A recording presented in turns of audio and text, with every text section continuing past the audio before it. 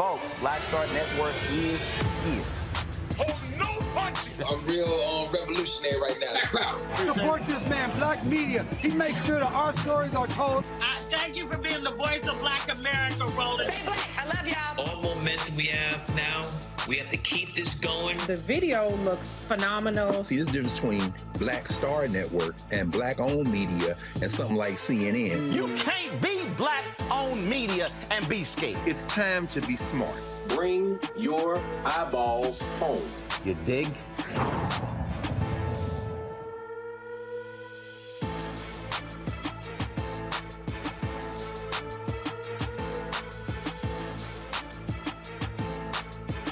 Today is Tuesday, November 22nd, 2022. Coming up on Roland Martin Unfiltered on the Black Star Network. Folks, 3 Camden County, Georgia Sheriff's Office employees have been arrested for beating a black man, Jarrett Hobbs. His attorney, Harry Daniels, will join us to discuss this latest development.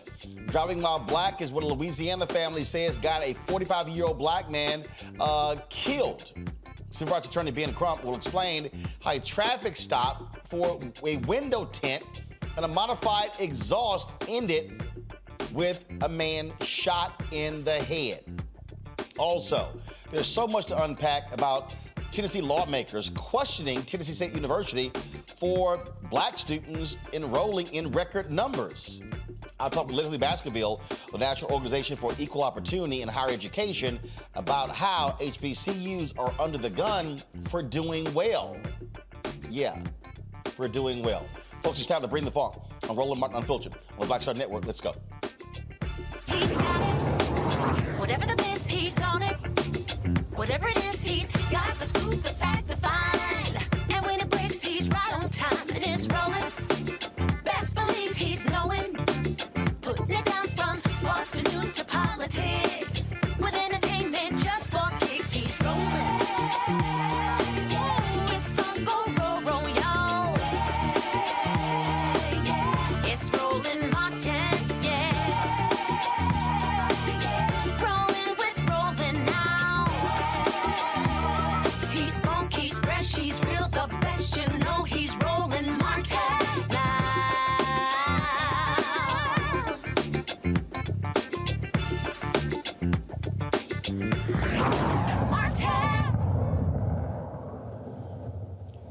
Another traffic stop leads to a black man being shot and killed, this time in Louisiana. It was over a window tint and a modified exhaust. 45-year-old Derrick Kettling, the brother of Louisiana State Police Lieutenant Colonel Kenny Van Buren, was stopped by a sheriff's deputy. Now, Kettling asked why he was being pulled over.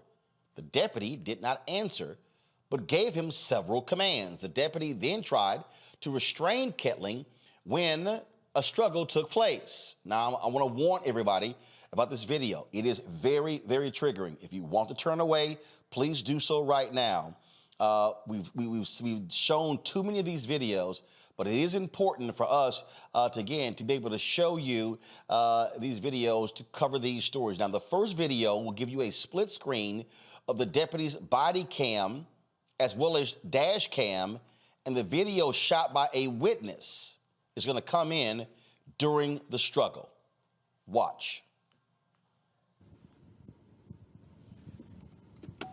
Stay right there. Right here. To the truck.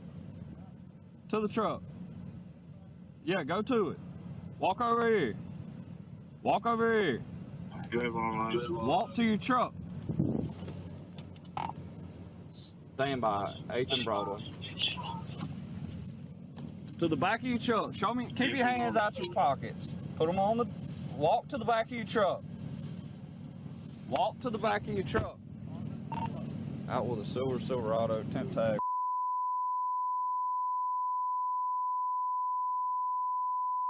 Five. Face the back of your, face your truck for me. Face your truck. What's the issue? Huh? What's the issue? Because you agitate, you turn around, you ain't following nothing. I am following. Look, turn. I don't hear you. Can I get my phone, sir? We'll get to that. Just turn and face the truck. Turn and face the truck. What I did? Face the truck. What is wrong with you? Why Face are you the truck. grabbing on me, man? Give me a unit. Why you Face grabbing the on me, truck. bro? Turn around and put your hands behind your back. What's wrong with you, bro? Put your hands behind your back. For what? Put your hands behind your back. For what, bro? Put your hands behind your back. For what?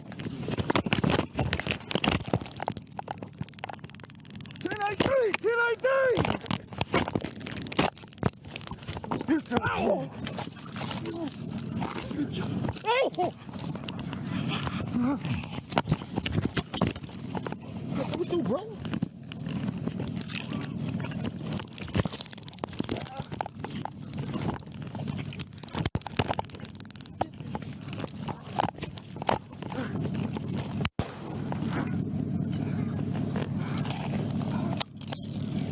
Shots fired! Shots fired!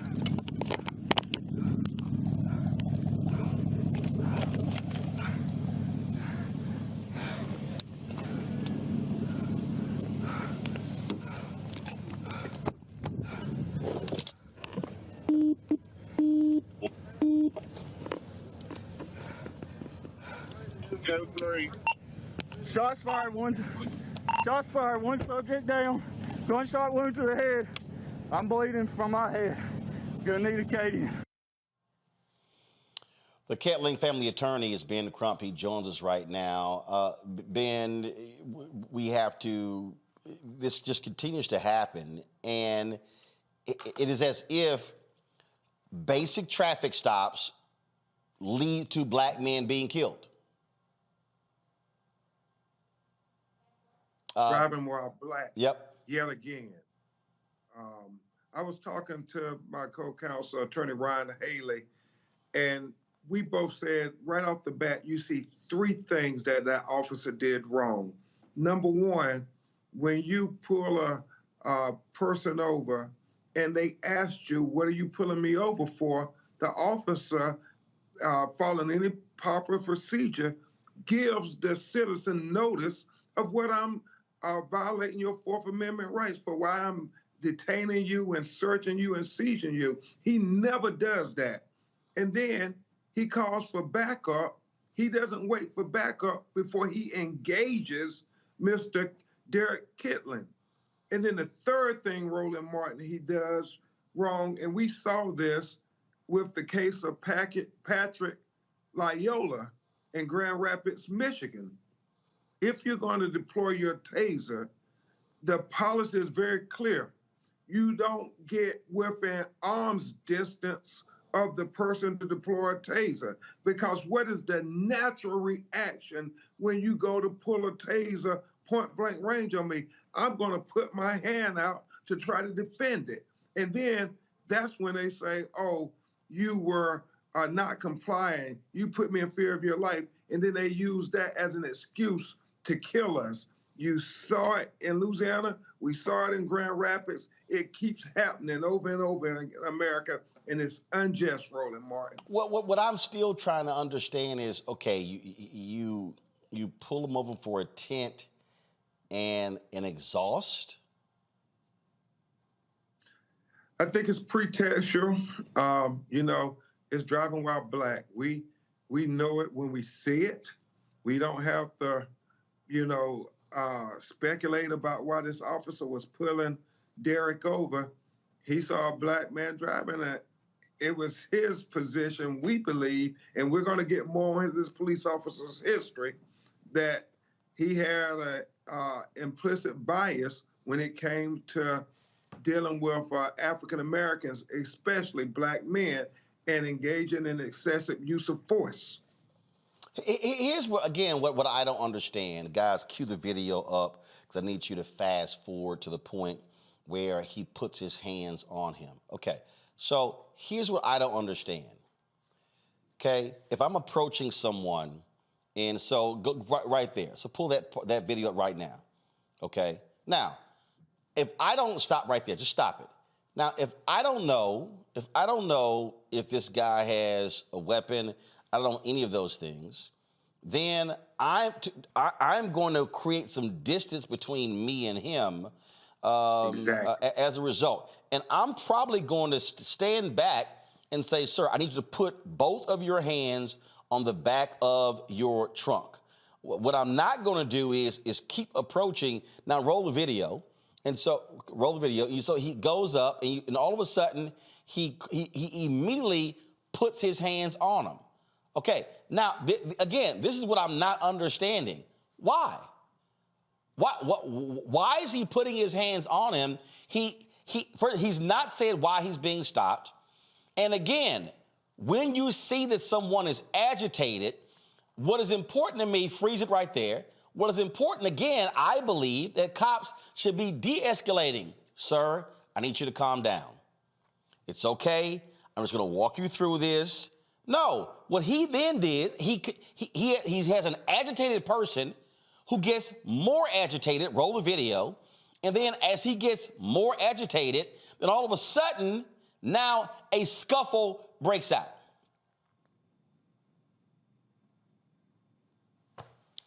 It makes, again, this is the thing, Ben, de-escalation should be the priority of cops. Yeah, Roland, what you have just demonstrated, and we could use you as our expert in the trial, is what police procedure would have instructed him to do. Create distance, use your verbal commands. If you're going to deploy the taser, you deploy it from a safe distance, not only for your safety, but certainly for the citizen's safety. He did none of those things, Roland Martin, and that's why we believe this case is one that warrants this officer to be terminated and charged, because he violated several procedures that led up to the death of a human being who committed no crime. I mean, what is the crime there, Roland Martin? Right, and that's the thing there. Now, again, his brother is a state trooper? His brother is a state trooper, and ironically, his brother is a person who is in the top of the hierarchy in investigating wrongful deaths by police and excessive use of force by police.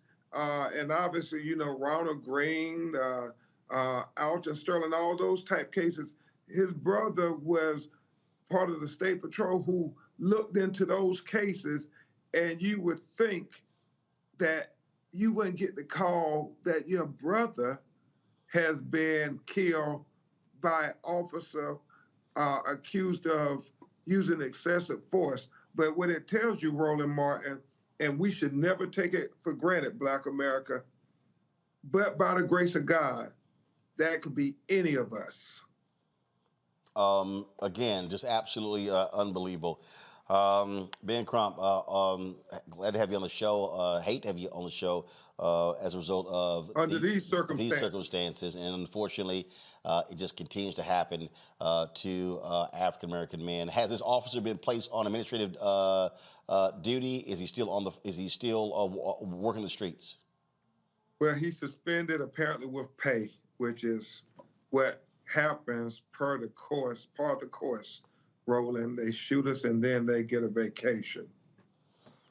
Ben Crump, thanks so much. All right, I'm coming back to talk about Banking While Black and Wells Fargo with you next time, bro. All right, sounds great. Let's do it.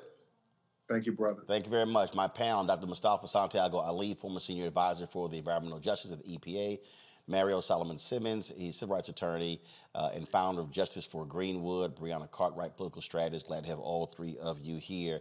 I mean, just tomorrow, this week, this happens and over and over and over and over again.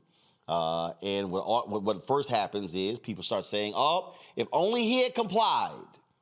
But isn't there a responsibility on the cop, the person with the gun, the person with the badge, to, again, de-escalate a situation so it doesn't get to pulling your taser out and then pulling your gun out and shooting somebody in the head? Absolutely, man. Good evening, Roland and Mustafa and Brianna. Good to see all of y'all. It was good to see Ben. You know, it reminded me so much of one of the cases that Ben and I work on, the Terrence Crutcher case, where it appeared to me that the gentleman, the brother, was having some type of a mental breakdown, just the way he was acting. And as you stated, Roland, and Ben stated, the proper police procedures at that point is to keep distance and to, like you say, de-escalate. And also, what's the rush here? Why did he need to run up on him and grab him? I just don't understand based upon why he was pulled over. This was not what you would call a felony stop. A felony stop is when you suspect someone has committed some type of armed robbery, burglary, murder, kidnapping, and you're pulling them over and you're thinking this person is armed and dangerous inside of the vehicle, so I'm gonna get out and I'm gonna have some type of physical altercation. But even in those situations, officers are taught to wait for backup, to keep distance, and to de-escalate. That's a tragedy that happened. I just really hate to see that, because it was clear that that brother was having either some type of a mental breakdown or something was going on, just the way he was acting when he got out of the vehicle. Brianna, it just, again, I mean, it's just, we see these stories over and over and over again. And then what typically happens is the result is they side with the police officer. They say the motorist was in the wrong, should have complied, should have followed all instructions. And again, the guy asked him, "Why are you pulling me over?" Doesn't even want to say it. And that's too many. That's way too many cops. They feel as if they don't have to tell you why you're getting pulled over. Right, Roland. So I'm going to start off by saying, DeMario, I don't know if I agree with you. I don't know if he had an anxiety attack or a mental issue. It is the fact that he got pulled over without even knowing. The fact that he still came out of the car. He was far from the car. He didn't have his hand. He had his hands where everyone could see it. He was technically at the back of his truck because it was the part where you put stuff in. It wasn't all the way in the back, right? So he slowly kept complying, but he did not do what the officer exactly wanted to do, which at the time, someone's screaming at you, you're scared, you don't know why, and you see these things happen time and time again, you're in the mode of fight or flight, right? And he's trying to comply because we've seen time and time again, if you flight, you get it in your back. So there's this thing where we know we're up against something that we can't control, and it's just nerves. People deal with their nerves differently. And it was obvious that the officer was not in fear. He would not have gotten that close. You know, the scuffle all happened close. He asked for backup, didn't wait. If all this was he was in fear, then he wouldn't have taken those steps in the first place. And an officer's only supposed to utilize their weapon when they feel that their life is in threat. And nowhere was his life in threat, or did that video show that he thought his life was in threat. At the end of the video, he said, "Oh, I'm bleeding too," as to be a cop-out of what he did was okay for calling it in, because we've seen what happens if we just let someone die out. So he was trying to seem as if he was responsible after the fact, but it was all cover-up, and there's no way that he could say that this was a mistake, and he should be charged. And we can go into qualified immunity if we want to, but honestly, more than for him just being stripped as a police, he should be personally charged. Mustafa. You know, you have to ask yourself the question, you know, when our brother George Floyd lost his life, has anything changed? Because we continue to see these same things playing out time and time again. And this brother lost his life for, you know, what, $100 ticket at the most? We've got these interesting dynamics also, Roland, that's going on that we got to bring into the conversation. So not only did this police officer not follow the proper procedures, but, you know, folks have been asking for and introducing legislation in a number of states across our country, and Republicans have been blocking them. And a part of that legislation has actually been that police officers need to have to share with you why they pulled you over. And Republicans have been blocking that. They said it makes a police officer's job tougher and more dangerous. The more dangerous aspect, I can't even begin to fathom what that actually means. So we continue to have these failures in our law enforcement system, from the officers all the way up to these state legislators who refuse to put some basic, very basic types of things in place that help people to have a better understanding of why they got pulled over, and to make sure that those officers are sharing that with them, so at least folks understand where they stand. It is, again, just unfortunate. We'll see what happens next. But again, what often happens in these cases, it's cop gets off and they say, "Oh, he was justified because his life was in danger." We know exactly how. Amara, go ahead. So just for our audience, you know, if you find yourself in that situation, obviously, that Brianna said, we're up against the odds. But I would strongly recommend that you stay in your vehicle. and that you try to comply with the commands the best way you can, because these things can happen regardless when you do exactly what they say. And therefore, this is a great example that if there's any ambiguity, we're not going to get the benefit of the doubt, particularly out on the street. And once they started struggling for the gun, that's where the problem is going to lie, because the officer is going to say at that point that he was fearing for his life. But he created the situation. That's the legality of it. He created the dangerous situation, so he should not be able to say, oh, because of what I created, I had to protect myself from a legal perspective. Yep. That's exactly what typically happens. All right, folks, got to go to break. We come back. We're going to talk about Tennessee State University being checked by lawmakers because of their population increase, which kind of makes no sense because it's not like they say anything to the University of Tennessee. We have more of that state hearing, and we'll talk about that as well. Also, ruling comes down in Georgia. An appeals court rules against Republicans, saying, yes, early voting can begin on Saturday, November 26th. We'll tell you about that as well. Folks, you should download the Black Star Network app, available on all platforms: Apple phone, Android phone, Apple TV, Android TV, Roku, Amazon Fire TV, Xbox One, Samsung Smart TV.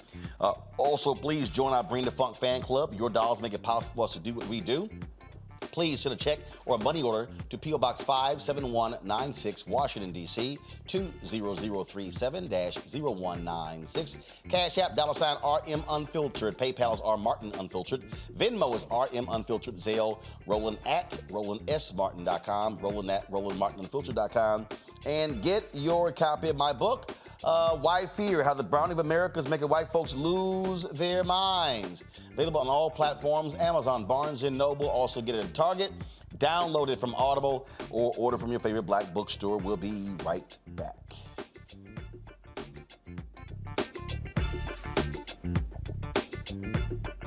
Is it just me? Or does it feel like we've been here before? The whole country's finished voting, and only us left. You'd think Herschel Walker would want to explain what he'd do in the Senate if he actually wants to represent Georgia. Instead, he repeats the same lies, trying to distract from what we all know is true about him. But I think Georgians will see his ads for what they are. Don't you? I'm Raphael Warnock, and yes, we're doing this again. That's why I approve this message. On the next Get Wealthy with me, Deborah Owens, America's Wealth Coach, we talk about the principles of mindset, strategy, and execution. This week, we're adding a fourth: faith. You're going to hear from a mother and daughter duo who are helping thousands of Black women build wealth, all through their faith. You are more than you can ever imagine. Not just obtaining things to show that, but seeing yourself. Making your faith work for you. That's right here on Get Wealthy, only on Black Star Network.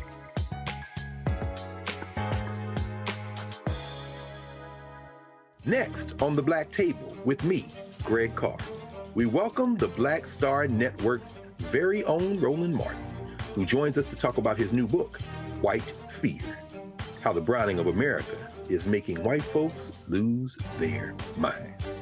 The book explains so much about what we're going through in this country right now, and how, as white people head toward becoming a racial minority, it's going to get, well, let's just say, even more interesting. We are going to see more violence. We're going to see more vitriol, because as each day passes, it is a nail in that coffin. The one and only Roland Martin on the next Black Table, right here on the Black Star Network. Hey, I'm Donnie Simpson. What's up? I'm Lance Gross, and you're watching Roland Martin Unfiltered.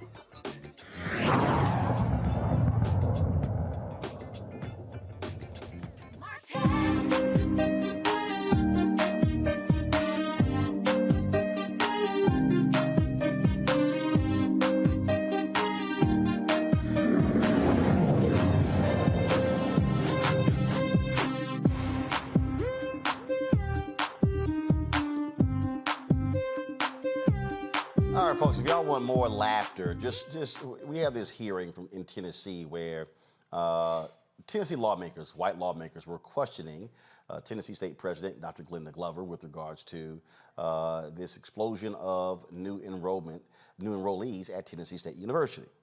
Okay, and they were questioning them over the lack of dorms. Now, keep in mind, this is the same state that owes Tennessee State nearly $600 million. Okay, and so we played some of this yesterday, but you know what? For more laughs, let's play a little bit more today so we can actually show you how seriously stupid and ridiculous these white lawmakers are in Tennessee. Watch. So help me understand management's decision to, knowing that you have a plan to get to 10,000 students. Help me understand management's decision to try and accelerate that plan when you knew you didn't have the physical capacity, that's physical with a PH, physical capacity to house all of those students. Wouldn't it seem more appropriate that you would slowly grow your enrollment to reach your goal by 2028 rather than over-enrolling and essentially costing more money in this first year? We didn't accelerate the growth at all. The students started applying and we fixed an internal problem that allowed us to process applications faster. There has been a holdup in the past years. There was in the CRM system that we have. It didn't totally allow, the system process did not allow us to match it up in a faster way. We did a lot of it was almost manual with spreadsheets, et cetera. But it did it in a matter of seconds. You could process more applications much faster. We weren't trying to make the 10,000 this year. Well, I guess, sorry to interrupt you, but I guess my question is, if I know that my board has challenged me to grow to 10,000 students by 2028, let's just use that number, then I would have a progressive growth number and I would build out my campus along the way to get to that 10,000 number, right? Because it takes time. I know it's going to take me time, but it sounds like in this instance, you had this huge influx of students and you didn't tell anybody no if they met the criterion. You didn't tell anybody no, and so you had all these students on campus or coming to your campus without the physical capacity to handle those students. Now, we understand whether it's UT or it's UT Memphis, that they often over-enroll, and they'll have 400 or 500 students that they have to house off campus for a brief period of time, but then they absorb them in, right? That's what we generally do too. But you're not going to be able to do that this year. We did that last year. That's what we generally do. Yeah. But we had so many more students this year.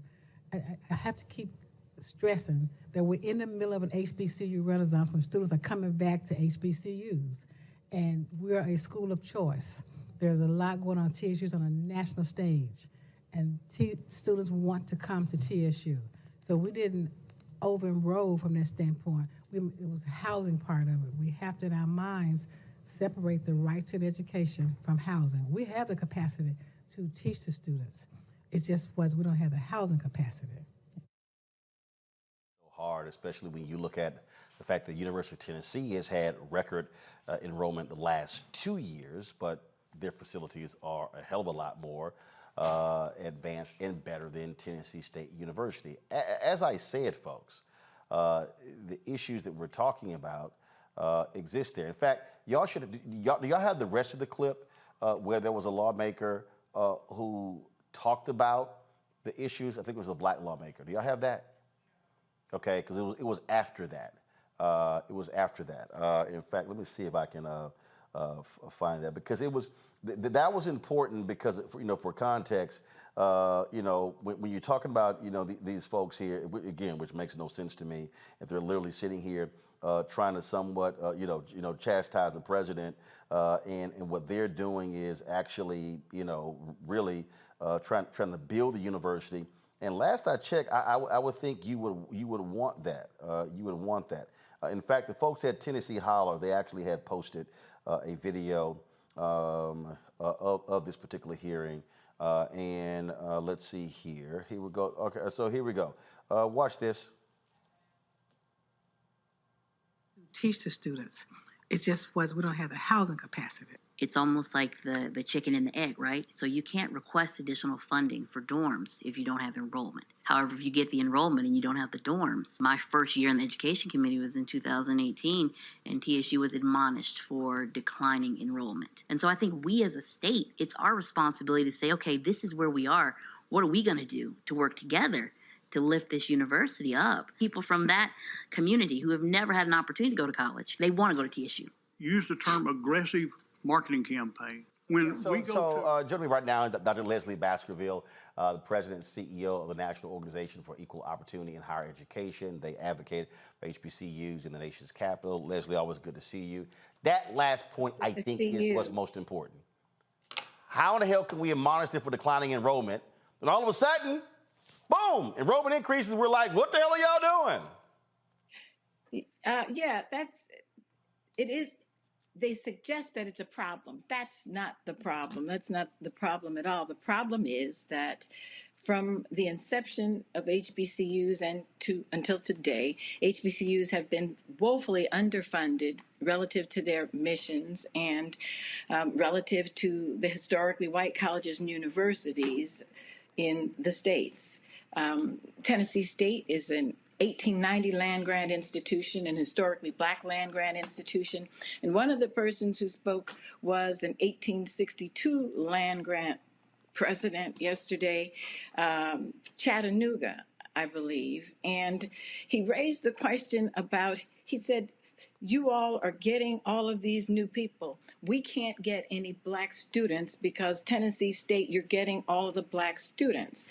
And so first thought is it's a great thing if President Glover and her board and her team, they're doing a tremendous job. They have new programs. They have new facilities, new infrastructure. They were able to do that because given today's climate, she called it a renaissance of HBCUs, and it truly is a renaissance that came about as the result of the killing of George Floyd in broad daylight and in front of everyone, the Black Lives Matter movement, and then the election of Vice President Harris.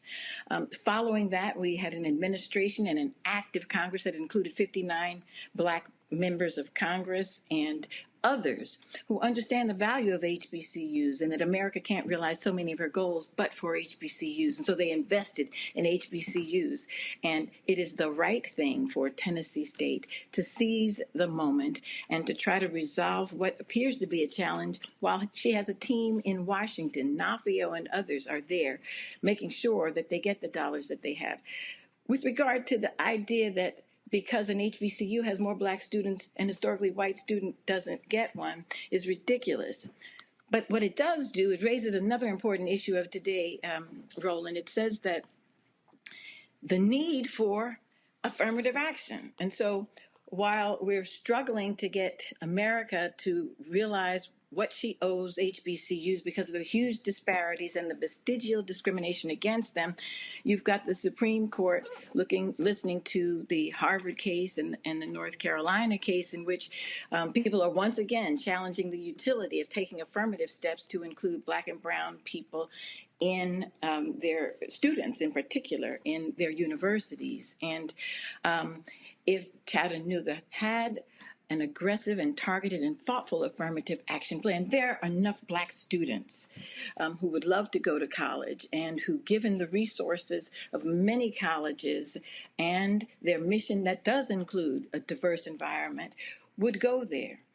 So we do need affirmative action. We need, for example, if Glenda Glover has, as part of her outreach to everyone, students all over the place with far limited resources, financial resources than others. But suppose Chattanooga invested in Roland Martin, in the Black Star Network, in Unfiltered, where they could tap into more than 1 million subscribers, 391 viewers, 391 million viewers.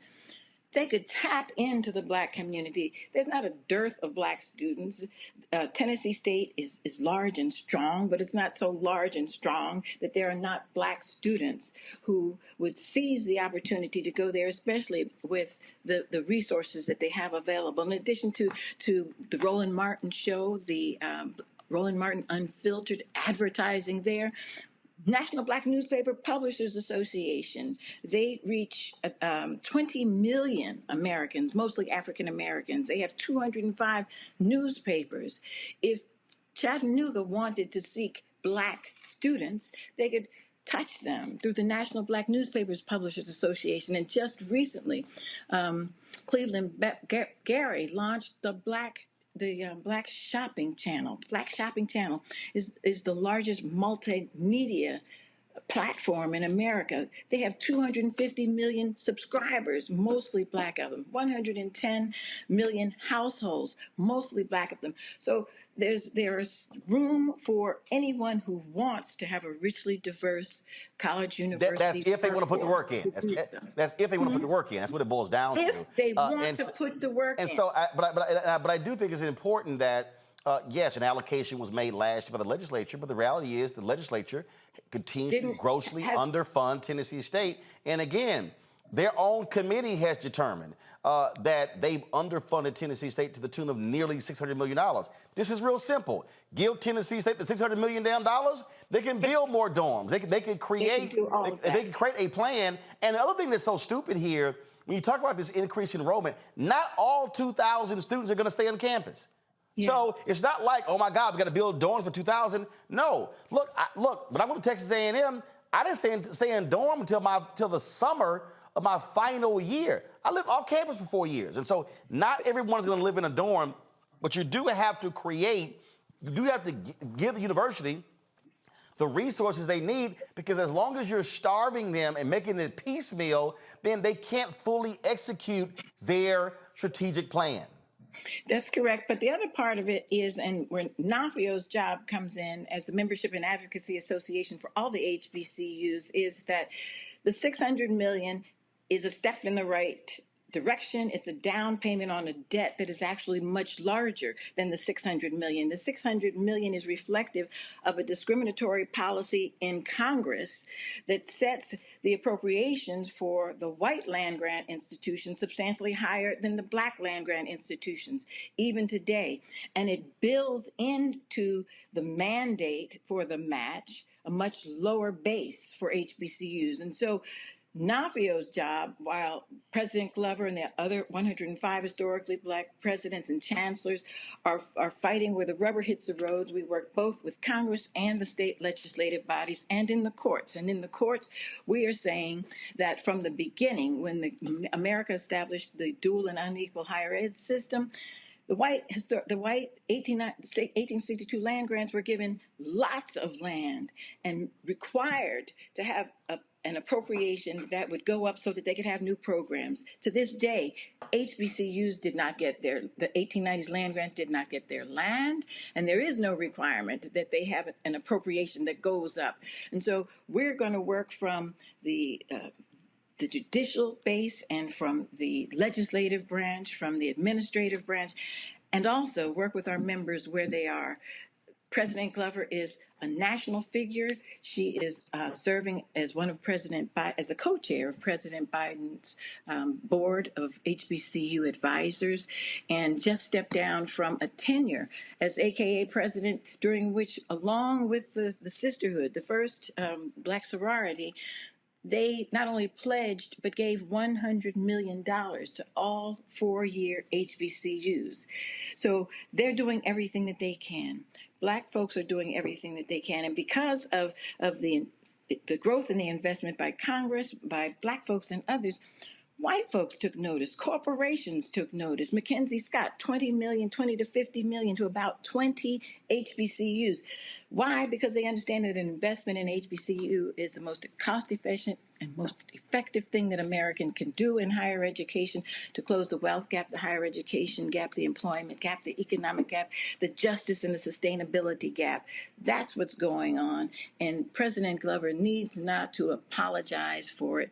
We, those of us who are her champions and the advocates for HBCUs, need to make sure that they have infrastructure dollars sufficient to accommodate that. And there's a bill now that's trying to make its way through Congress. And we will definitely do all that we can to make sure that that question is not raised again. All right, Lezli Baskerville, we appreciate it. Thanks a lot. Thanks for having me, and I congratulate you for all that you do for all of us. And tell Chattanooga to advertise with Roland Martin and Roland Martin Unfiltered, the Black Star Network. Absolutely. Absolutely, Thank Lezli. I appreciate it. Thanks a lot. Let's go about Mustafa DeMario as well as Brianna. Here's the thing, Mustafa, that this is real basic.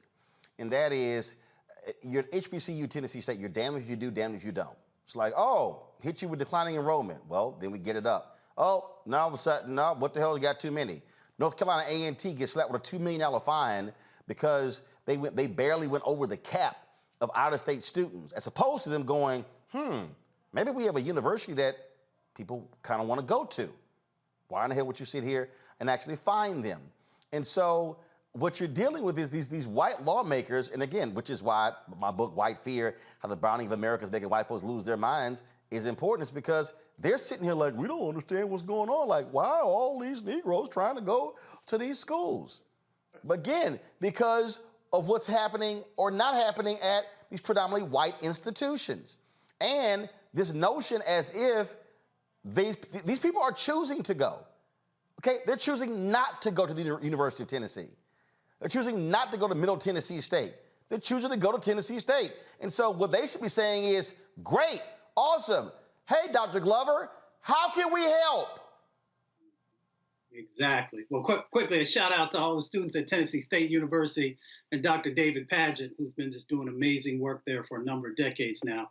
You know, this is about power. It is always about power with these folks. You know, if we start to do good, then they want to roll you back. And then, of course, if you miss whatever the particular goals are, then they want to hold you accountable for that. It's really interesting. You know, in the state of Tennessee, you've got, 17% of the population is African-American, over 1 million folks. So for them not to be able to get these other schools to be attracting African-American students, there's a reason for that. One of the reasons is that these other schools, in many instances, are not safe spaces. They're not welcoming spaces. So students are choosing, as they should, to go to HBCUs where they know they're going to be appreciated. They're going to get, a stellar education. And they're also going to build the networks that are necessary as you're navigating the workplace. So with all that being said, they actually should have the president coming in and asking the question of how were you able to accomplish this? What are the lessons learned? What are those best practices that you all have in place? And how can we better support you to make sure that it continues to grow out? If they would have paid up that $600 million, the housing would be there. So they, need to take care of that side of the equation. But the other side is you should be learning from people who know how to get the job done and how to attract students. Oh, absolutely. And look, the reality is, Dr. Glover, Brianna, in terms of, obviously, when she was international president of the AKAs, she brought Vice President Kamala Harris there to be a commencement speaker there at the university. And let's just be honest, I'm sure you have some Republican lawmakers who were not happy at all that the vice president was there giving commencement. But the reality is, guess what? That's kind of what happens when you're an HBCU president and you're an AKA and the vice president of the United States is your sorority sister who's also an HBCU graduate. Hello, that's what you're supposed to be doing. You're supposed to be bringing high caliber talent. Trust me, I'm sure these same lawmakers would have had no problem if Donald Trump and a bunch of his cohorts were traveling to the University of Tennessee when he was in the White House. Absolutely. She's exactly where she should have been. And I'm glad for that for many reasons, as we have 2024 coming up soon. So I'm glad that she was there. I'm glad that she's representing, and I'm glad that she's focusing on HBCUs and her AKA roots. I do believe I keep hearing about, advertising more in Chattanooga and going to PWIs. And honestly, it's not about we should be pushing Black people to go anywhere. we should allow for the appropriations for the place where whatever student wants to go to. And the fact, he stated they qualified. He said you let everybody in that qualified, and it should continue like that. It shouldn't be, okay, they qualified, and now let's not still let these people in. We should allow Black people who qualify to go to the schools that they want to and progress. And they're scared of our progression, and that's what we see here and the controlling of it. I hope that they give the money, and I don't know, Congress is changing. It's going to be a battle in Congress. We still can do it. But no, hold on. The money's not coming from Congress. The money, the money is from state. Right. Except for saying that there is a bill right now in Congress to help HBCUs overall. But the $600 million, that's Tennessee. The state of Tennessee should be pawning it up. And for instance, this is the same state that set aside $500 million to build the Tennessee Titans, a $1 billion NFL franchise, a new damn dome stadium. Right, because they like to keep. So it's like y'all got the money. Yeah, I get it. I totally understand.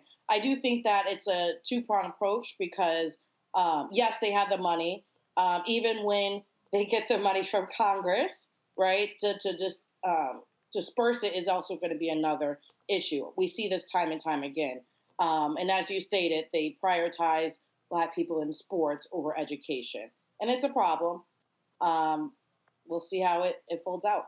Well, bottom line is, DeMario, we keep talking about this here. This is what happens in many of these states where HBCUs have been abused. Frankly, we saw the Alvin Chandler's lawsuit in Mississippi. We saw what happened in Alabama. We saw the historic settlement that took place in Maryland, and this happens over and over and over again. And folk can't sit here and go, well, we don't understand why these campuses are looking like this here. If you're not providing the same level of funding, equity, well, then guess what? It's a problem. Yeah, and I mean, Mustafa and Brianna have all said such great things that I agree with. Number one, this is about power. They feel in a sense of loss of power, as you talked about in your book, Roland, to even having more Black people educated. Let's be clear. They don't want us educated. They don't want us to have access to real education. So that is a problem for some of them altogether. Then secondly, it's the Black tax, that we have to do more with less. That's what we've always had to do in this country, and it's wrong. And we need that $600 million. I don't know what the mechanism is to make them pay it, but if it's known that they owe $600 million, they need to say it with me, everyone at home. Cut the check. Let's say it again. They need to cut the check so they can build the dorms. And I really like what Brianna highlighted, that they allowed everyone that's qualified. And that's what the president said during that hearing. She said, these students need education, they're qualified for it, and we're going to let them in. There's a difference between housing and a difference between education. And, shout out to Tennessee State. Both my mother-in-law and my father-in-law went to Tennessee State. And Roland, you will love this. My father-in-law was on the 1959 national championship football team, and he's a proud Omega Psi Phi man. I'm sorry, why would I love that? Oh, because I know you love the Qs. You picked on me on AKAs today, so we're even now. No, actually, doggone well, we don't believe in junior organizations, and so we never shout those that are limited in their ability to reach people across the world. So Mustafa and I clearly understand that there's one fraternity, the rest are simply youth groups. So remember that. Remember that. And also, DeMario, take a look here. That's an alpha man giving the 2019 fall commencement speech at Tennessee State University. Yes, wearing the black and old gold, just so you understand how we roll. So there you go. All right, folks. Oh, good. That's how we do it. That's how we do it. All right, got to go to a break. We come back.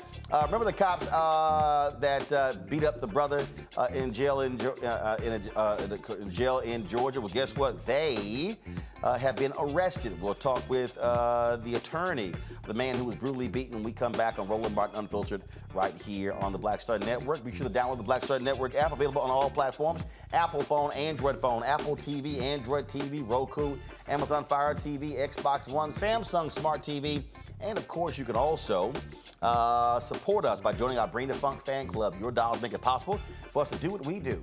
So your check and money orders to P.O. Box 57196, Washington, D.C., 20037-0196. Cash App, $RM Unfiltered. PayPal's R Martin Unfiltered. Venmo is RM Unfiltered. Zelle, Roland at RolandSMartin.com. Roland at RolandMartinUnfiltered.com. And get a copy of my book, White Fear, How the Brownie of America is Making White Folks Lose Their Minds. Folks, available on all platforms. You can get it on Amazon, Barnes & Noble, Target. Order from your favorite black bookstore or download your audio copy on Audible. I'll be right back.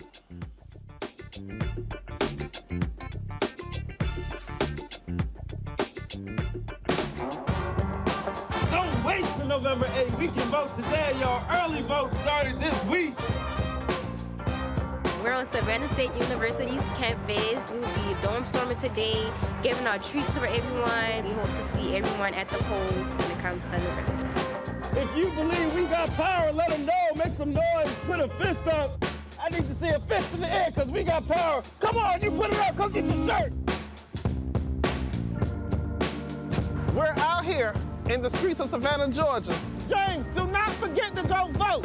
I got you. If we vote the right people in, we can make a change. We can get these resources in our community. I am a woman, and it is important that we have the say-so of what we want to do with our bodies. We're concentrating on entrepreneurism, providing young people with resources and training that they need in order to change their trajectories. We want Black down. Democracy is on the ballot. Voting rights is on the ballot. Voting suppression is on the ballot. I am most passionate about those three combined because they all impact each other. Savannah is my home. I care about my community, and I care about representation in my community.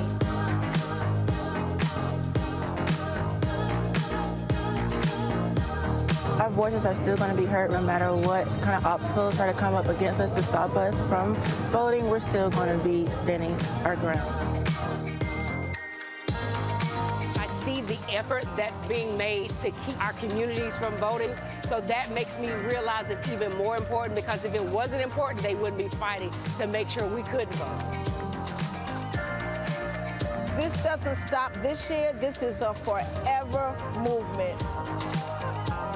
We're going to exert our power as a people, walk in our rightful place. We're going to change our communities, fight for our communities, and build our communities.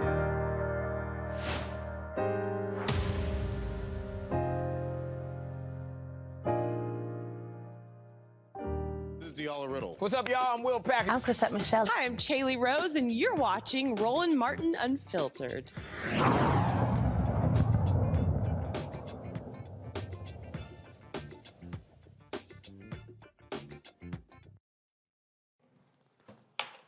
3 Georgia Sheriff's employees, they have been arrested in connection to the vicious beating of Jarrett Hobbs. Officers Mason Garrick, Braxton Massey, Ryan Beagle were fired. That's right, were fired and charged with battery of an inmate and violating the oath of office. The Georgia Bureau of Investigation and the Camden County Sheriff's Office started an investigation following the September beating of Hobbs in Camden County Detention Center. All 3 officers have been booked and sent to the same Camden County Public Safety Complex where Hobbs was initially detained. Joining me now is the attorney, one of the attorneys for Jarrett Hobbs, Harry Daniels. Harry, let's just be clear. This video going viral is why these cops were arrested. Roland, that's exactly right. If this video never went viral, we would not be having this discussion today. Let's make no mistake about it. This is something, a CYA tactic by the sheriff in Camden County. If the video didn't come out, then we would not be having this discussion. His jailers would not be in jail today. And so, because it happened in September, when did the investigation start? Well, the investigation started once we released the video. This happened September the 3rd. The local NAACP president, Mr. Timothy Bassett Jr., he actually traveled to Camden County and inquired about what happened to Mr. Hobbs. He was told nothing happened to Mr. Hobbs. So they were fully aware of this incident. In fact, they had brought charges against Mr. Hobbs that we talked about before. So this was not a stranger. This was nothing that was brought on them all of a sudden. They knew about it, and it took the GBI a matter of days to bring charges. They traveled to North Carolina, spoke to Mr. Hobbs. I traveled along with them, and within a matter of days, they brought charges. And we was aware that charges would be brought sometime this week before Thanksgiving. So we wasn't shocked of the charge being brought. But like you said, this investigation just started because the sheriff chose to cover it up. And again, GBI comes in. This ain't hard. Press play. Oh, hell. Arrest him. I mean, this is a cut and dry case, simply. I mean, this is not hard to break down. Yeah, Roland, we've seen this before in Brunswick. You got to remember, this is a setting with Ahmaud Arbery. Same thing happened. Ahmaud Arbery was killed. The DA decided not to move forward, try to cover up. The GBI come in within a matter of days. Charges are brought here. These officers are charged with battery, aggravated battery. That's a felony to carry 20 years in the state of Georgia in violation of oath of office, because in order to be charged with aggravated battery, you have to render one person's body part useless. So it's probable cause and evidence, and it's factual, it is clear evidence that Mr. Hobbs, one of his body parts was rendered useless as a result of this beating. So these officers facing 25 years apiece. This is not misdemeanors. These are felonies charges. Certainly that is good news. Being charged is one thing. Being convicted is another.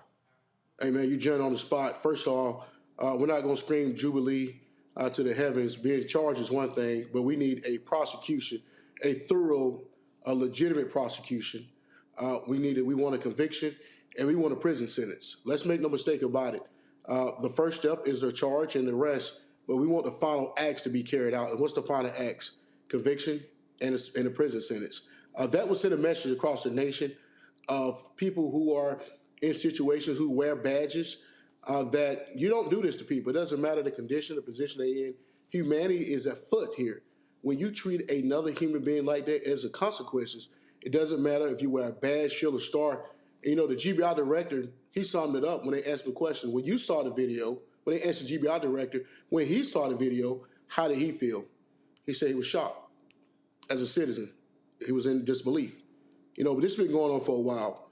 They just got caught today. They just got caught. And, you know, hopefully this opened up Pandora's box and so many other things that's happening, not only in Camden County, but happening around the nation. Because I appreciate good law enforcement. I support good law enforcement. I do not support rogue officers and bad law enforcement. And we never will. And we take it a point, our life works to bring justice and fight for people's civil rights when things like this happen. Well, I also believe that the Civil Rights Division of the Department of Justice should also, again, they can be tried and convicted in state court, but they can also be hit with federal charges as well. So hopefully that happens too. Right. Where we like this, we have petitioned, sent a request to Christian Clark's office for the Civil Rights Division of the Department of Justice. They have received our requests. Let me be very clear. We are looking at this thing not just as a violation of his constitutional rights by people who wear a badge, shield, or star, but we have asked them to look at this, look at Camden County as a whole, any systemic abuse of force, and not just that, but to look at this matter as whether it's racially motivated. The federal government had the resources to find out if this was racially motivated. The video is clear. You see a black man being beaten by white police officers. Let's not forget about this elephant in the room. It could be more there than what it meets to eyes. So we've asked for a thorough investigation. Mr. Hobbs is very happy that arrest has happened. He knows a long way to recovery. But we're gonna stay on this story. And I appreciate you guys for being on this story and keeping this thing in the front. All right, Harry Daniels, we appreciate it, man. Thanks a lot. Hey, man, ain't nothing like the Q Sci-Fi, though. Well, another little youth group. Another little youth group member. It's all First good. return and found out on HBCU. Come on now. y'all couldn't get into Alpha. You had to go somewhere. It's all good. Well, you know the history. Yeah, you do know the history. Alpha's your daddy. All right. All right. We appreciate it. Y'all walk into that one every single time. I don't know why y'all do it. I'll keep tell y'all. DeMario, y'all want none of this. You know it. You want none of this. Well, that's right, Brother Daniels. I appreciate you. Let him know what it is. We won't be intimidated. We know it's your show. We will not be intimidated. Q's don't back down, boy. Y'all back down, but you will back up. Yes. All right, man, Brother Daniels, I appreciate you, Team Rue. I appreciate that. We need to let Roland know what it is. Oh, please, you know, I appreciate you guys. Thank you for all the work y'all do. And like I said, this is a very serious matter. I appreciate you. And I appreciate you, Roland, for allowing us to come on and bring it to your viewers. Well, y'all have a good night. I appreciate you. Have a great Thanksgiving. We're going to keep pressing the case. We appreciate it. Thanks a lot. Another perfect example, Brianna, without video, we're not having this conversation. Right. Absolutely. I was going to ask him a question of how they were able to get the video, because one thing he said, it opens up a Pandora box. It wasn't that it was the first time, but it was the first time they got caught. And I'm so glad that this man is now, Hobbs is now receiving some justice. To see that video was excruciating, very, very painful. There was 5 on 1. I don't know why that would even need to happen. He was eating a sandwich and they went for his neck. You see other inmates in the background. It was very violent, very disturbing. But I have a lot of questions, more than answers. So I will definitely be watching this case closely. I saw, 5 officers. We said 3 was arrested, and we'll now see if they will actually get any, if they'll be persecuted. So we'll see what comes. Mustafa, look, I mean, again, when these cases happen, they happen over and over and over again. And this Biden Department of Justice Civil Rights Division, led by Kristen Clark, I mean, they have gotten a number of jail wardens, corrections officers, sheriff's deputies arrested, charged, indicted, and actually convicted for the type of abuse that we saw right there. And that's what needs to happen. Yeah, we got to have both these civil and criminal sets of actions that are going on. And we got to make sure that folks understand that people are paying attention, that they're watching, and that when you break the law, exactly what we saw that they did, that there are going to be repercussions, that you're going to be held to the same level of the law as everyone else. And that means that not only are you going to catch fines, but you're also going to spend time behind bars. And as that becomes more commonplace as our good brother just shared with us, that we find these situations that folks will begin to I think it'll move into the culture of law enforcement and let them know that when they do these types of things, that there are going to be repercussions. And that changes the culture. It's slow, and we would love for it to happen faster, but with the Department of Justice and other holding people accountable, I think it does matter, and I think it will begin to change some of these dynamics, along with all the other work that we have to do. We talk a lot about, again, reforming police departments, but we also have got to be reforming these jails and prisons, DeMario.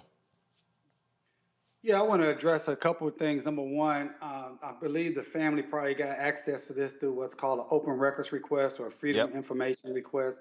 So if you find yourself, if you or your loved one is a victim of this type of attack, that's the first thing you want to do is contact an attorney and have them send a preservation letter and also request for open records if it's a governmental institution. That's number one. The second thing I wanted to say is I want to know the black officer that was in the video. I want to know, did he ever stop any of the beating? No. And then I want to know, was he one of the people that was charged? Because that beating was so vicious. And there is laws that require when officers see that their teammates or their colleagues are violating someone's right, they have an affirmative duty in many states and locations to stop that action. I didn't see that black officer stopping anything. He was not charged. He was disciplined.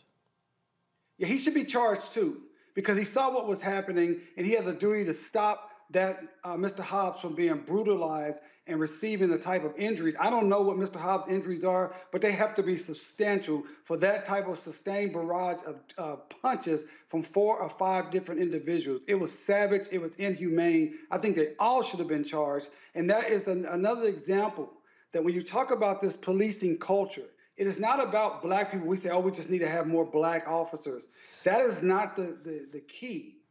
We need to change the totality of policing culture, that they believe they can do what they want to do to black people. And being charged is something that can change that direction. I also am asking or believing and hoping that Christian Clark, the DOJ head of civil rights, will heed the call to come in and investigate this as a crime. And what Brother Daniels said, or Attorney Daniels, that this is a crime and this should be investigated system-wide. Because clearly for them to do this, they know the videos are there. For them to do it with the videos there lets you know that they feel impunity with their actions. All right, folks. Atlanta is going to be paying $1 million to the family of Rayshard Brooks, the 27-year-old black man fatally shot by a white police officer in 2020. Atlanta City Council voted 15-0 to approve the settlement nearly 3 months after prosecutors determined the officers involved in Brooks' death had committed no crimes and that the use of deadly force was reasonable. Brooks was killed June 12, 2020 by a white police officer, Jarrett Hobbs. When he tried to arrest Brooks, he was asleep in his car in the drive-through lane of a Wendy's restaurant. Police body camera shows a 27-year-old black man struggling with Hobbs and another white officer after telling him he had had too much to drink in order to drive. Brooks grabbed the taser from one of the officers and fled, firing it at Hobbs as he ran away. An autopsy found that Brooks was shot twice in the back. All right, folks, going to a break. We come back. What the hell is Newt Gingrich talking about? Wait till we hear. This fool actually says that Herschel Walker is more of a credit to African Americans than Senator Pastor Raphael Warnock.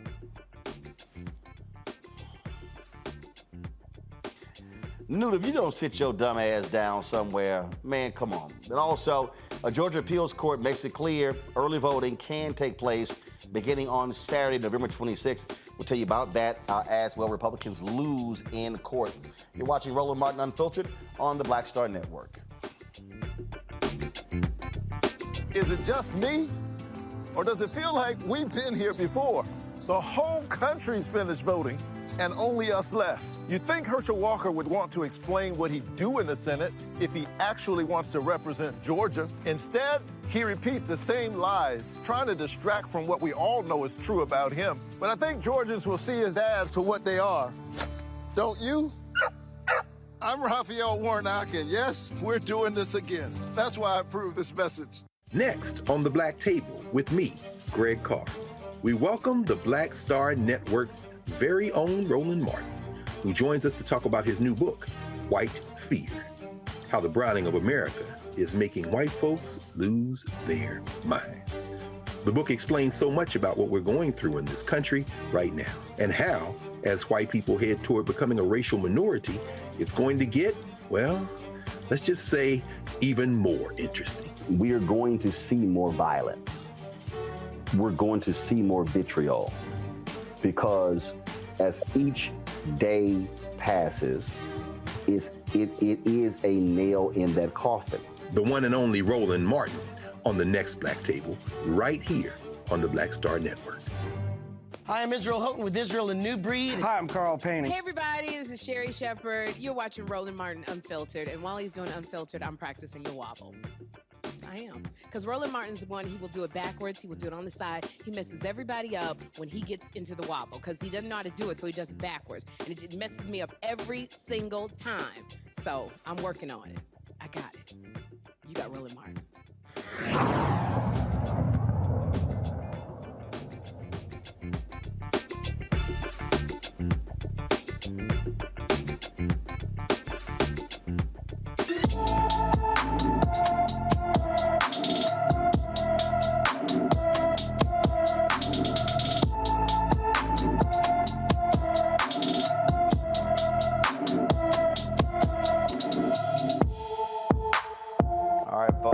today's black and missing Lizette Patch.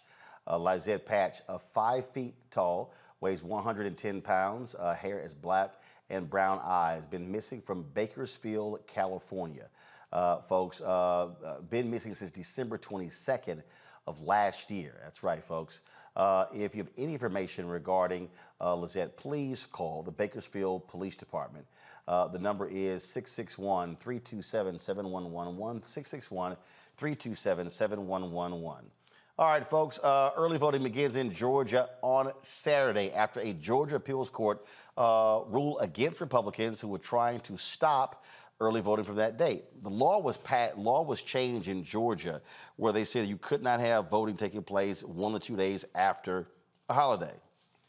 Well, after 2020, they moved the runoff from 2 months away to 1 month, causing some confusion. The court's rule, legislative, what their intent was actually wrong. So they ruled in favor of Senator Warnock as well as the Democrats. Republicans are going to appeal that ruling to the state Supreme Court. Speaking of that Georgia race, the former congressman and the Speaker of the House, Republican Speaker of the House, Newt Gingrich, said one of the dumbest things you've ever heard in your life, y'all. He said that having a black person like Herschel Walker in the United States Senate would be a dramatic improvement over Senator Raphael Warnock. You want to listen to an idiot? Here you go. I think that Herschel Walker has the courage, the integrity to be a really remarkable U.S. Senator. Yes. And I think having an African-American with his background, somebody who's good at business, somebody who's given over 400 speeches on military bases to help young people dealing with PTSD because of his own experience with having had concussions, playing football and in mixed martial arts. I think Herschel would be such a dramatic improvement over Senator Warnock, who is a hardline left-wing politician, that I really do think that it's worth a lot of effort to make sure Herschel wins. And I'm delighted that Governor Kemp is going out and his team is going out and they're doing all they can to help elect Herschel.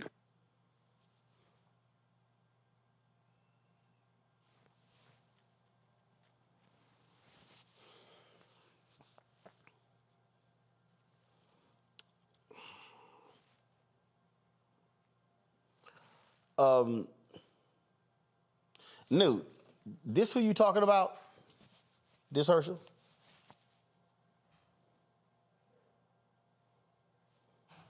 That boy ain't got no rhythm. I don't even know what the hell. These white Republicans are so desperate for anybody black. I mean, they are desperate for anybody black. He started off by saying his record in business. He lied. Herschel Walker literally lied about his success as a business owner. Herschel Walker has lied about being valedictorian, lied about being an FBI agent, lied about being a cop. He's lied about paying for abortions. In fact, one of the women accusing him is going to have a news conference, and she said she got audio recordings of his lying ass. But then again, this is the same Newt Gingrich who left his wife, who was in a hospital bed, for his side piece.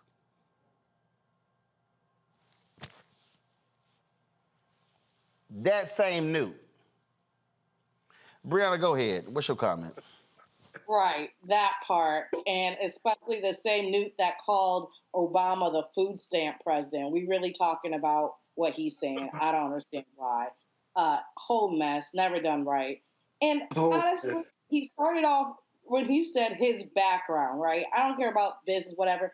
And he went in to talk about him being a football player. The reason is at the end, because Herschel has gotten so many concussions that he'll do so many stupid things without thinking, and he will be their puppet. And that is what Newt is saying. We need somebody to sit in that seat that do what we say to do. And that's what they're banking on, because there's no other way that you're going to say the background, because you're talking about a PhD, someone who is, you said left wing, but someone who's educated in the religion. And then we're talking about someone who is literally uneducated. I don't even know if he has a 5th grade reading level, right? So someone who went to seminary school and excelled and can pastor and know the Lord's work, to someone who is chronically lying and doesn't know shit. No, I just keep laughing at him, Mustafa. Boy, these Republicans, they stay desperate. They are so desperate to get them somebody black. Newt know he lying. I mean, boy, just stop. I mean, just simply say you like Herschel Walker, but don't even try to sit here and like, oh my God, he is just going to be this incredible African American. I'm still taking in what Bree just shared. That was on point. It's interesting. You got to really understand who Newt is, right? Everybody sees this elderly statesman now, but this is a person with the contract with America who was trying to destroy the benefits that came from welfare and tort reform and a bunch of other things. This is also a person who had their fingerprints all over the Tea Party when that first kicked off. So you got to understand who this individual is, and that he understands that they are desperately trying to make sure they hold on to power. Now, we continue to talk about power, but this is a prime example of having an individual in that seat that they can control. They cannot control Senator Warnock. Senator Warnock is going to do what's right for the country. And he's going to also make sure there's equity and justice that's infused in that, and that scares them. So, of course, they are willing to do and say anything in this moment. And for them to infuse integrity into the conversation, Brother Herschel Walker has not shown integrity in anything that I've seen over the last 30 plus years. So I'm not sure. He also has showed his lack of understanding and education around critical elements, whether we're talking about the environment and the silly comments that he made about that, his comments around business and trying to parrot some of the things that Donald Trump has said, and a number of other aspects that show that you are not prepared for one of the most important positions that is inside of our government. And for them to be willing to allow him to have the space to hold that position shows that they do not truly care about democracy. They don't care about the state of Georgia. And they most definitely don't care about the impacts that are happening in Black and brown communities, because you never hear Herschel Walker talk about those impacts and what his ideas are, let alone sharing with the country, what are your policies? That's the important question. What are your policies? And because he cannot articulate that, that shows that he is not ready for prime time, and he's most definitely not ready to be the next senator from the state of Georgia, and why Senator Warnock is. DeMario? First of all, I just really want to go back to what Brianna said, a whole mess. I just wrote that down. I love that with Herschel Walker. Herschel Walker used to be one of my favorite football players when I was growing up, and he was at the Cowboys. I was very sad when he got traded away. Of course, we got a lot of great players like Emmitt Smith in that trade. And this just shows how far down this guy has gone. They talked about him talking about PTSD. Well, I mean, CTE and PTSD is not the same thing. You've already stated about Newt Gingrich, who he is. This is a guy, he's a liar, he's a cheater, he's corrupt. And it just shows that all the GOP cares about is power, that they will put someone who's clearly has diminished mental faculties, as Herschel Walker has put him out front because they don't care. They want a puppet there. And so it's just really sad. And I hope everyone that's listening will do like I've already done, is send some money to Senator Warnock's campaign. $5, $10, $100, whatever you can do. And lastly, I want to give a shout out to my boy, my mentee, Greg Robertson, who's down there working on the ground, working on the campaign. I think we're going to see Senator Warnock reelected.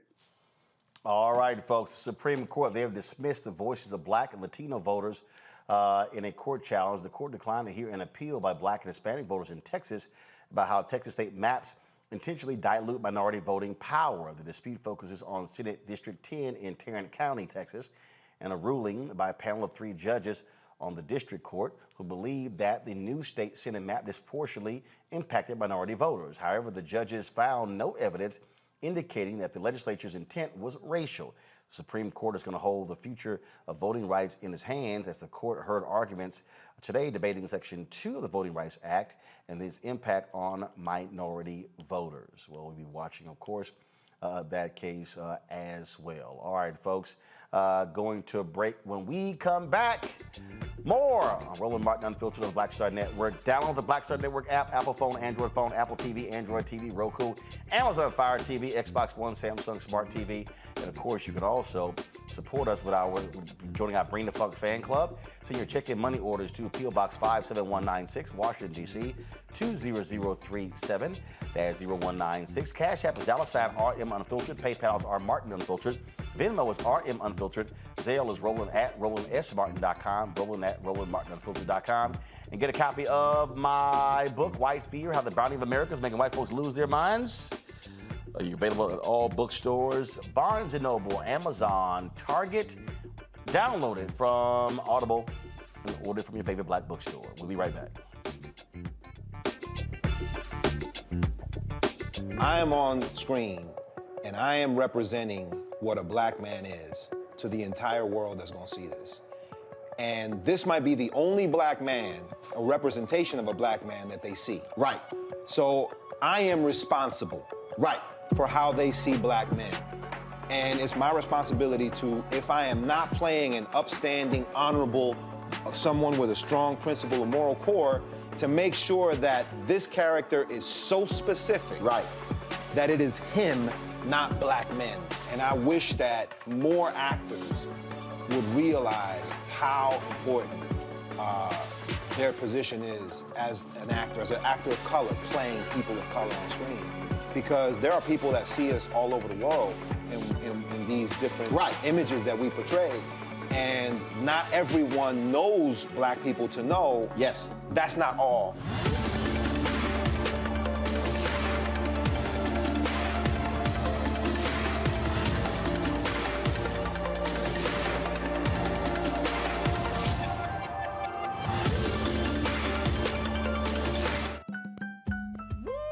We're all impacted by the culture, whether we know it or not. From politics to music and entertainment, it's a huge part of our lives, and we're going to talk about it every day right here on The Culture with me, Faraji Muhammad, only on the Black Star Network. You want me to do something crazy, but I don't know what to do. I'd rather just sit here. Hi, this is Cheryl Lee Ralph, and you are watching Roland Martin Unfiltered. I mean, could it be any other way? Really? It's Roland Martin.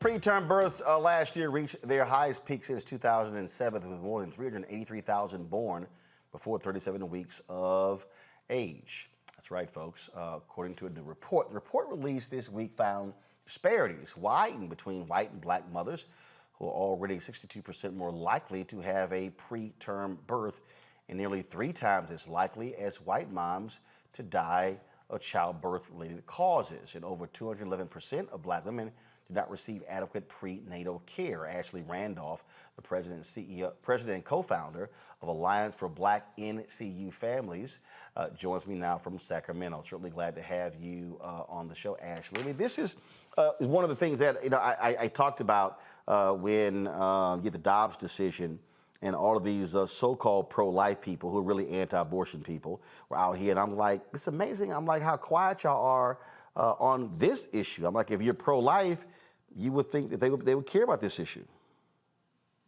Thank you so much for having me, first of all.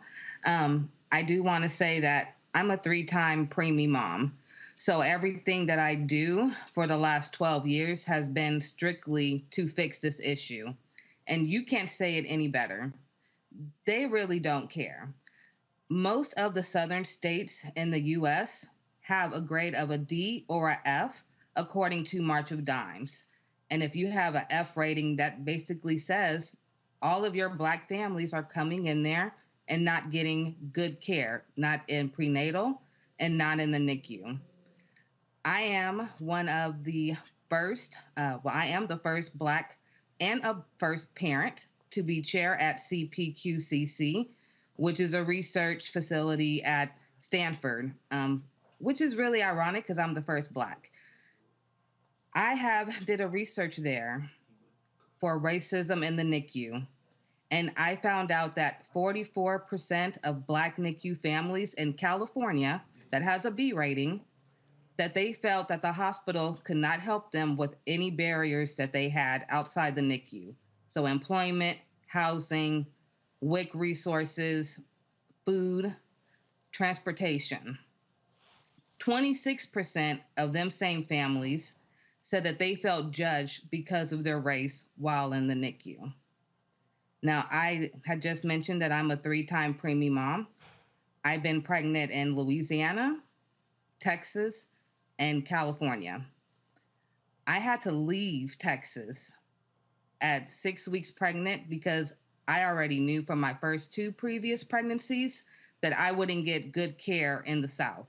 So I left Texas right when I found out I was pregnant, came right back to California, thought I would get the best care, and then at about 5.5 months pregnant, my doctor let me go because I suffered from hyperemesis gravidarum. So with each pregnancy, I lost 30 pounds. Doctors never could figure out why. They never really wanted to look and see why. Same thing for why I'm having all these kids premature.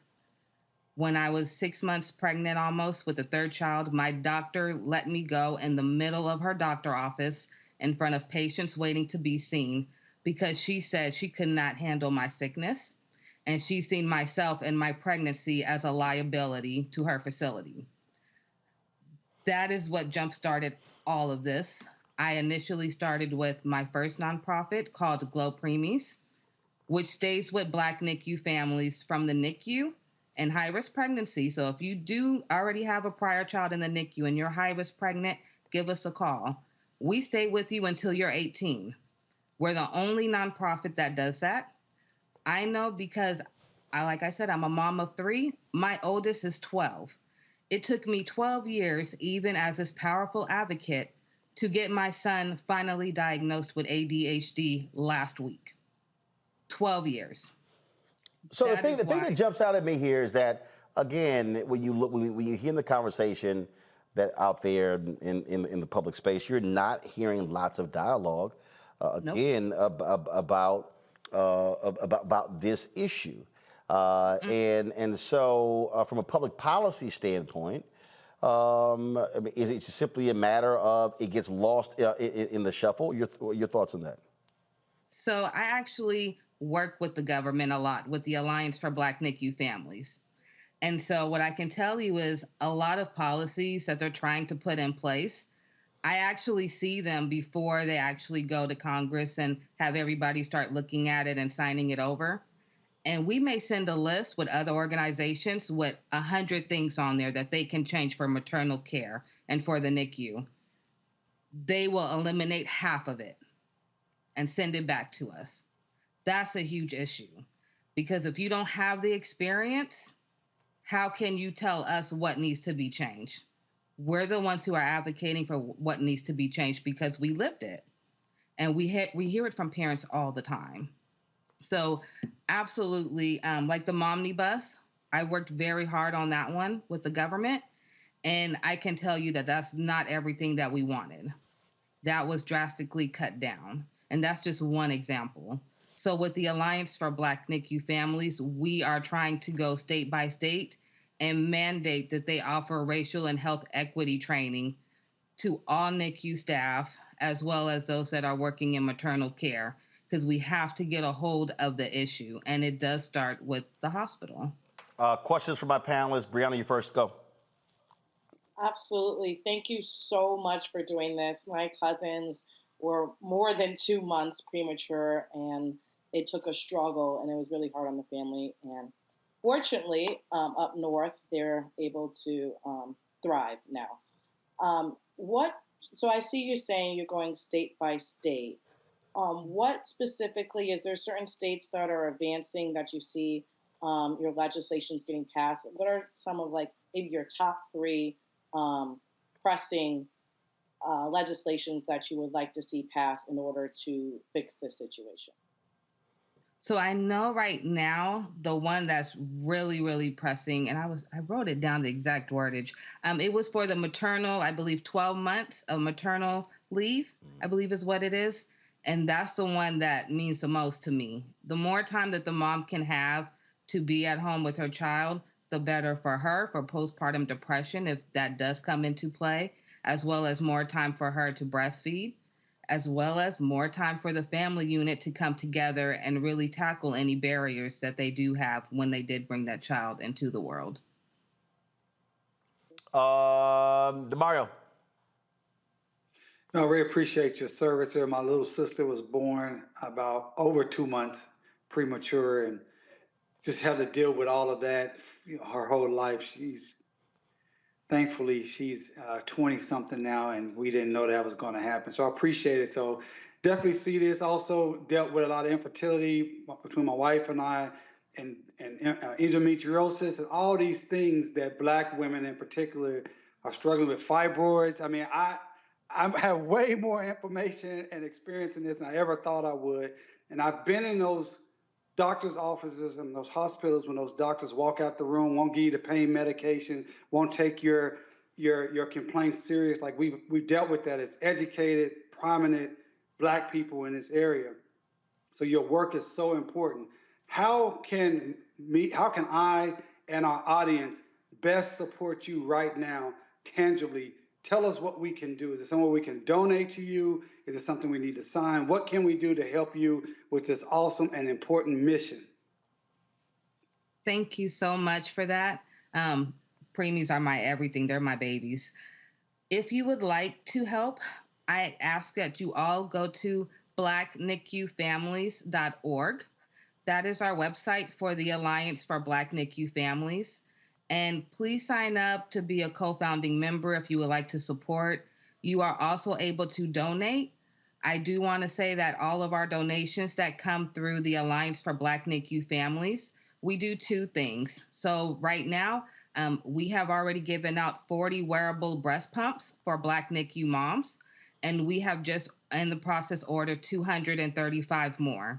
I want to continue to buying these breast pumps for these moms so they can wear these breast pumps and keep doing whatever they're doing, whether it's working or have other kids to take care of, as well as we raise funds to give to all of our co-founding members that are Black NICU organizations led by Black NICU parents, because we are the ones who get the least funding, and we want to make sure that the work that they're doing on the ground too keeps being uplifted, because it does take a village, and we need way more villages all around. Mustafa. Yeah, thank you so much for this. When I was in graduate school, I actually worked on low birth weight babies and premature babies as a part of one of the research projects. And at that time, they were not focusing on Black moms. You know, they were just looking in a more general sense. So thank you for specifically focusing in. I'm curious, you know, there are a number of federal agencies also that have some responsibility in this space. Should we be pushing on HHS or one of the other agencies to help you to be able to get the traction that you need to make the change that's necessary? Yes, I would love that, to get the push from the whole community if I can. You know, they hear my voice. I'm very loud and I like to roar. I work on this every single day for the last 8 years of my life, literally 24/7. I am with my kids when I can, but I am so passionate about getting all these rates reduced. So if I can get any help from you guys to help push the government to assist us or any agencies to assist us, please do. We are forever grateful. We have to save our babies. And like we had talked about earlier, it can last forever. So the NICU stay does not just end when you leave the NICU. It can stay with them parents for a very long time. And we need to make a generational change, and we need to make it now. All right then, Ashley Randolph, we appreciate it. Thanks a lot. Thank you. All right, folks, time for Marketplace.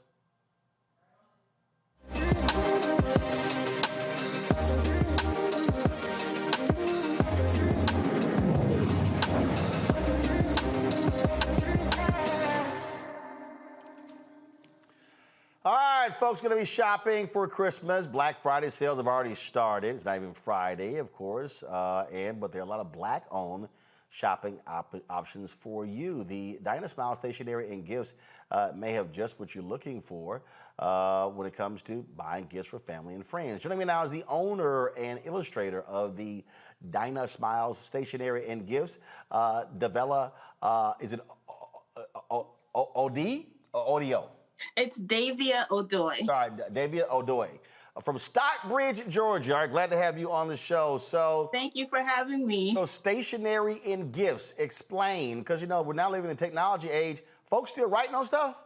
Yes, people love to write, and that's what I have to offer. I have been an illustrator my entire life, a professional illustrator since 2005, and I've always wanted to see stationery with images that looked like me, looked like a Black woman, a happy Black woman, and I couldn't find it. So because I knew I could draw, I knew I had to fill the gap, per se. So the Dinah Smile Stationery Gifts is a collection of my artwork on different stationery goods, high quality paper products, and my niche has been spiral notebooks. That's been the one thing that people have really gravitated towards, and I have a couple here that I can show you.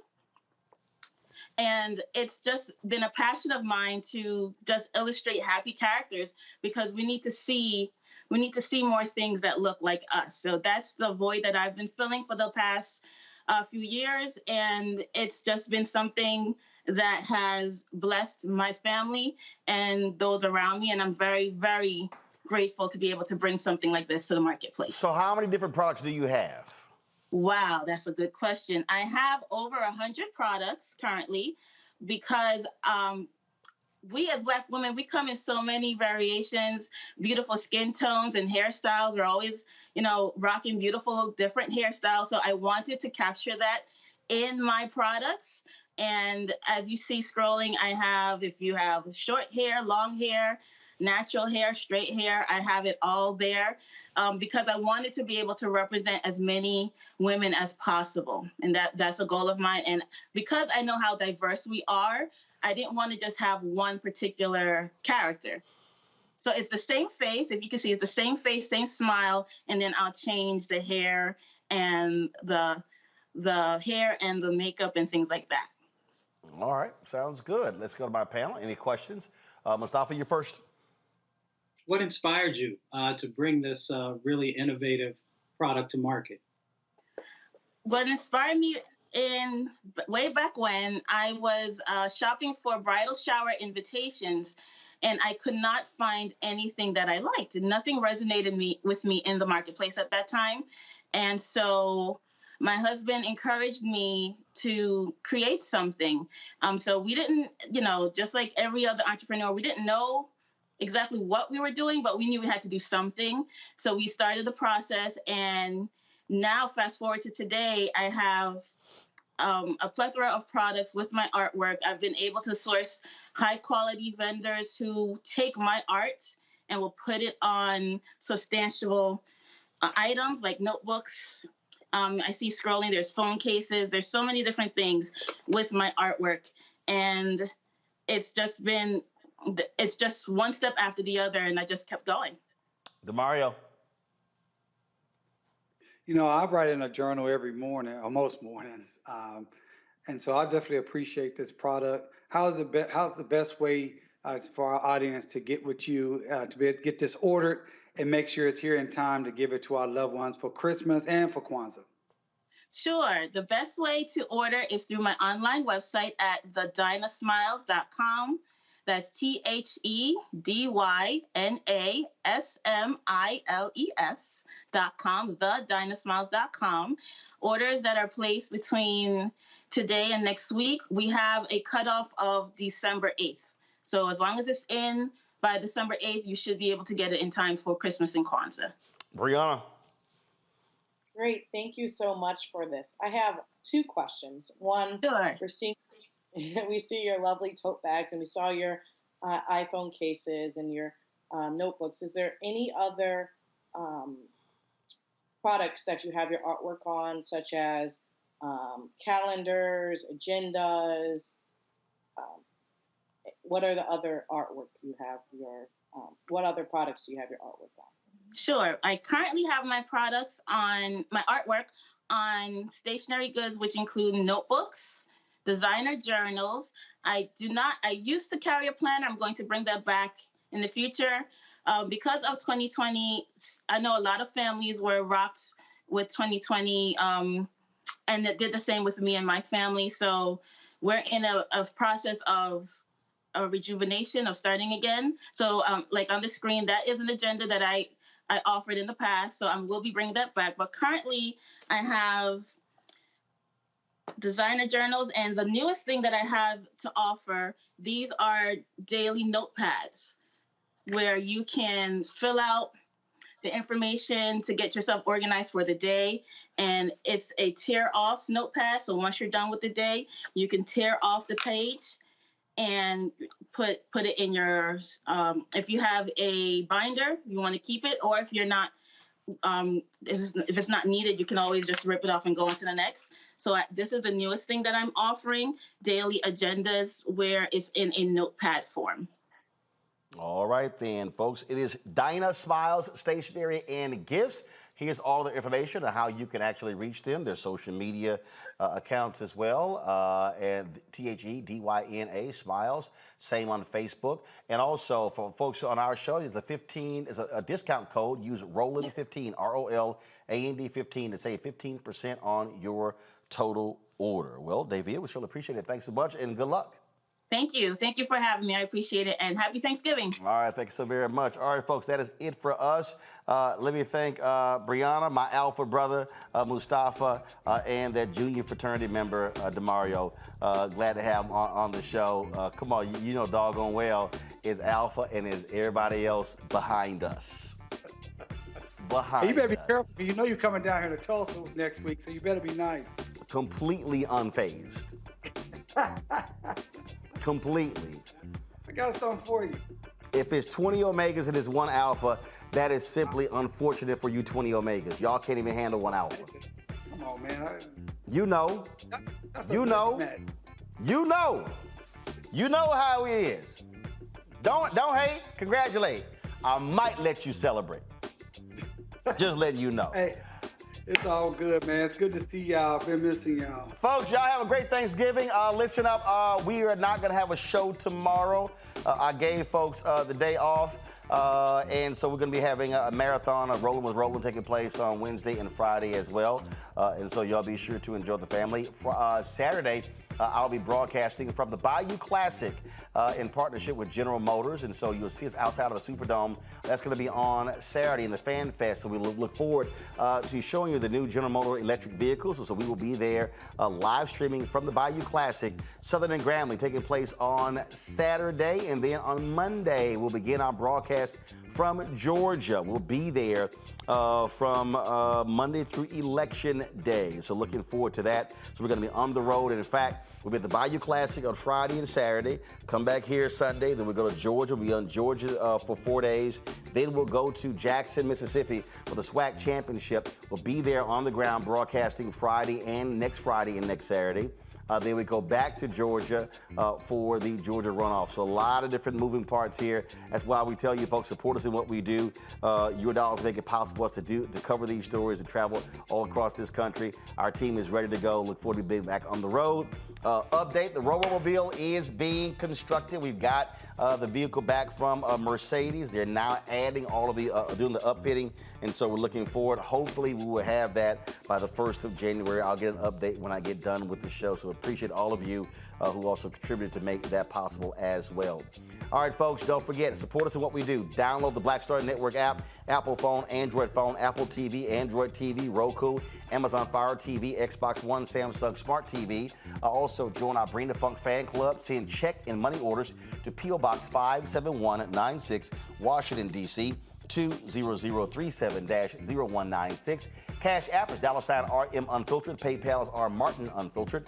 Venmo is RM Unfiltered. Zelle is Roland@RolandSMartin.com. Roland@RolandMartinUnfiltered.com. Be sure to get a copy of my book, White Fear: How the Browning of America is Making White Folks Lose Their Minds.